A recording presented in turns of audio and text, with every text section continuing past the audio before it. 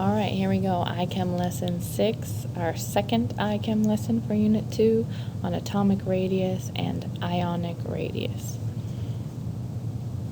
First, a couple of definitions. We all kind of understand, hopefully, the idea of a trend as a repeating pattern, sort of predictable in a way. Periodic trend is simply just a repeating pattern on the periodic table. Above, you can kind of see a trend in atomic radius. Before we talk more about what this trend is showing you, let's define, though, atomic radius. So atomic radius is half the distance between the nuclei of two identical touching atoms. It seems like a kind of funny way of just saying the radius of an atom, but it's done this way because we can't measure directly the radius of an atom. It's hard to define exactly where an atom ends because the electrons are moving around that nucleus so quickly they're not in a specific place for very long. But what they can do is put two identical atoms as close together as possible. The closest they can get is 2 radii away between the nucleus. So this is how they define it. So atomic radius is really just the radius. It's a measure of size, but it's half the distance between the nuclei of 2 identical touching atoms in terms of how they actually measure it. So let's talk about our 2 trends. We have a period trend. Remember in class today we talked about how a period is a row. So this is the trend across a row. Atomic radius decreases from left to right across the row. Don't worry about these arrows for now, drawing them. Just get this definition part down. We'll create the memory tool to the right in a minute. Group trend, groups, remember, are the column, so this is a column pattern. Atomic radius decreases from bottom to top of the column. Okay. The idea of Y is not really something that I want you to write down necessarily right now. We'll talk more about it tomorrow, and we'll sort of uncover these ideas with our big periodic table that you guys put together yesterday, or the day before yesterday, actually. But it has to do, first, across the period. The nucleus is if you look at that Bohr model, is gaining more and more protons to become larger and more strongly positive. So the electron cloud is drawn in by the forces of attraction. If we look again at our Bohr models, we see that up a group, at the top of the group, there are fewer energy levels than at the bottom. So that size is decreasing from bottom to top. So let's create a memory tool, and at the end of this you'll have 3 memory tools to help you remember your trends. So what I want you to do first is draw the arrows. Every memory tool is going to have arrows going up and over. You use some sort of mnemonic devices to decide whether these arrows are telling you that the trend is decreasing or increasing.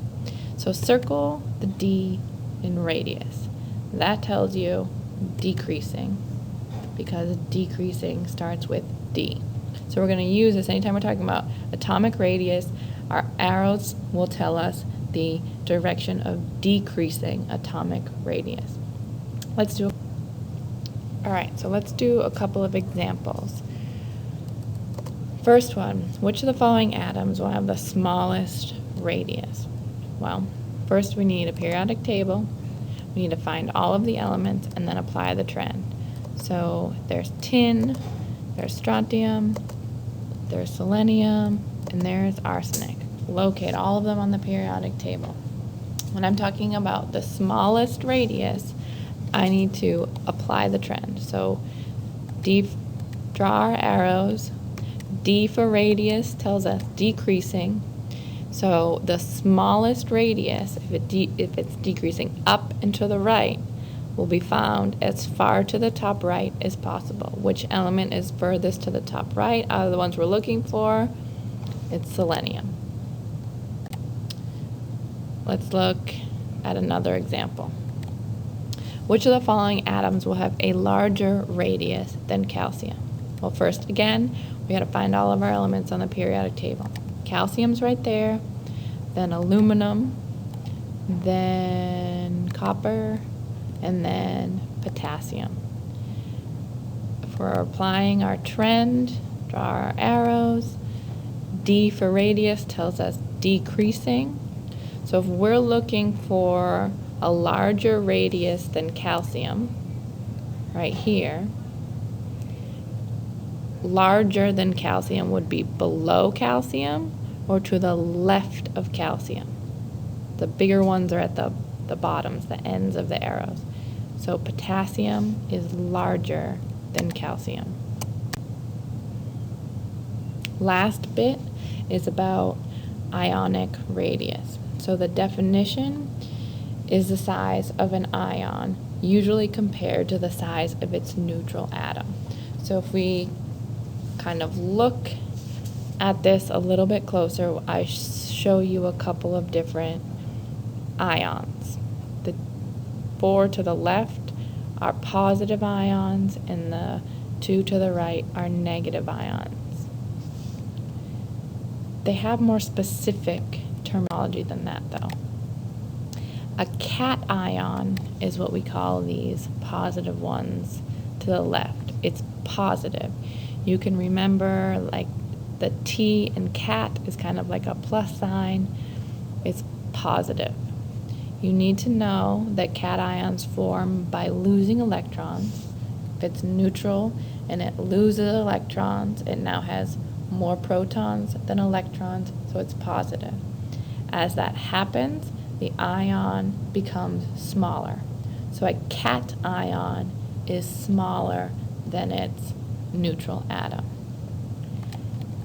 An ion, on the other hand, is negative. You can either